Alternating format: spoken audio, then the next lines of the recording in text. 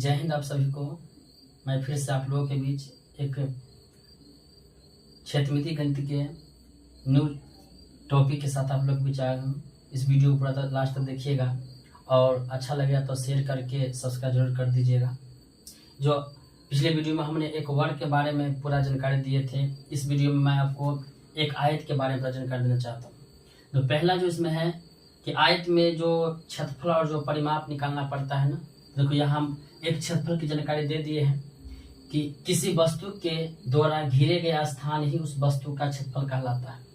और दूसरा जो इसमें प्रयोग हुआ है परिमाप यानी पेरीमीटर, किसी वस्तु या आकृति के चारों ओर के योग के माप ही परिमाप कहलाता है। यानी इस आयत में जो भी हम निकालेंगे उसका क्षेत्रफल हो चाहे परिमाप हो, उसमें आपको क्षेत्रफल और परिमाप की जरूरी है। तो पहले क्षेत्रफल होता है क्या, परिमाप क्या होता है, हम आपको पहले ही टॉपिक डिफिनेशन साथ लिख दिए हैं कि आपको जो आंसर निकालिएगा आयत का उसमें आपको दिक्कत ना हो।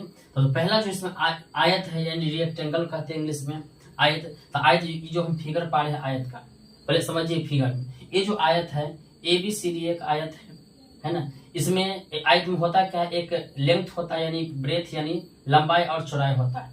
यहाँ से इसको हम लंबाई कहते हैं और यहाँ से उसको हम ऊपर चौड़ाई कहते हैं। और आयत में जो खास होता है ना, वो आमने सामने की भुजा आपस में क्या होते हैं, बराबर होते हैं। जितना आपको A होगा उतना A साइड का होगा, जितना A होगा उतना A होगा। इसी बोलते हैं कि आमने सामने की भुजा बराबर होते हैं। तो जो इसमें AB है वो CD के बराबर होगा और जो BC है वो AD के बराबर होगा। जैसे यानी ये लंबाई हुआ लेंथ, जिसको आपको L से दर्शाया जाता है।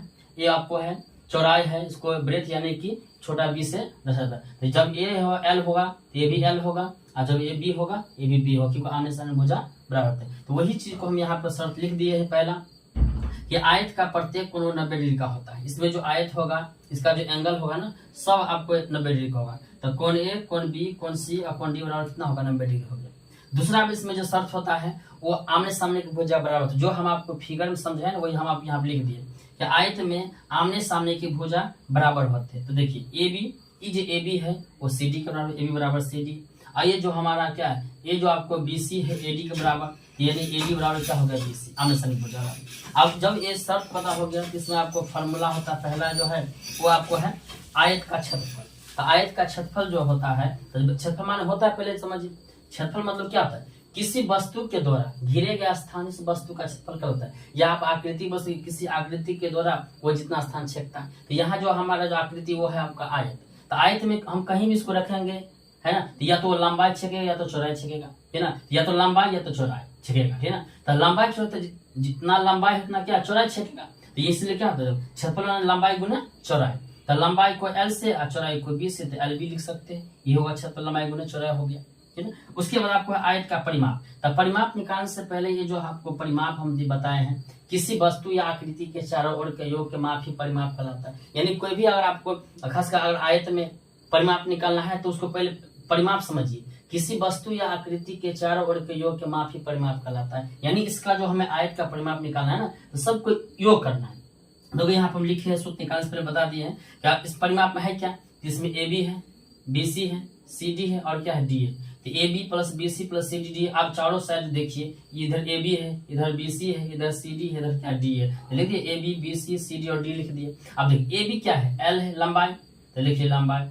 आपको ये जो BC क्या है, चौड़ाई, तो लिख दिए हम B यानी कि ब्रेथ यानी चौड़ाई, प्लस में फिर ये लंबाई है फिर चौड़ाई, तो लंबाई प्लस चौड़ाई। यानी आप देखिए इसमें जो हम लंबाई चौड़ाई लिखे तो कितना लंबाई है, 2 लंबाई है, 1 और 2, तो 2 का लंबाई लिख दिए। कितने चौड़ाई है 2, तो 2 चौड़ाई लिख दिए। अब दोनों में कॉमन क्या लग रहा है, दोनों में 2 कॉमन है, 2 बाहर निकलते इसमें क्या लंबाई चौड़ाई रहेगा, इसीलिए क्या लिखते हैं तो 2 इंटू लंबाई जोड़ चौड़ाई। तो हम सब जब याद करते हैं आयत का परिमाप 2 इंटू लंबाई जोड़ चौड़ाई, तो क्यों होता है लंबाई, तो ये आपको हम पूरा विस्तार से आपको बता दिए। इसी वजह 2 इंटू लंबाई जोड़ चौड़ाई कहते हैं। तो ये हो आपको हो गया एक आयत के। इसमें हम आपको सूत्र कुछ लिख दिए, इसमें कुछ और सूत्र बन जाता है या हम कुछ लिख दिए। आयत का क्षेत्रफल लंबाई गुना चौड़ाई होता है। तो मान लीजिए आपको क्षेत्रफल दिया रहेगा, चौड़ाई भी दिया रहेगा, लंबाई पता नहीं रहेगा, तो आयत का क्षेत्रफल क्या, आयत की चौड़ाई बराबर क्या होगा, क्षेत्रफल क्या हो जाएगा, लंबाई हो जाएगा। तो मान लीजिए अगर आपको क्षेत्रफल है, आपके पास चौड़ाई भी है लेकिन लंबाई पता नहीं है, तो आयत की लंबाई क्या हो जाएगा, क्षेत्रफल क्या हो जाएगा, चौड़ाई हो जाएगा। अगर आपको चौड़ाई निकालना है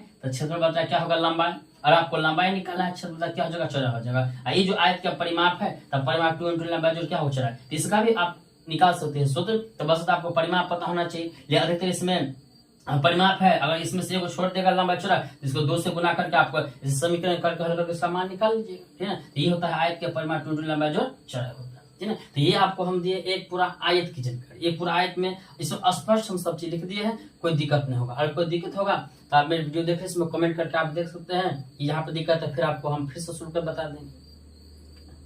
ओके।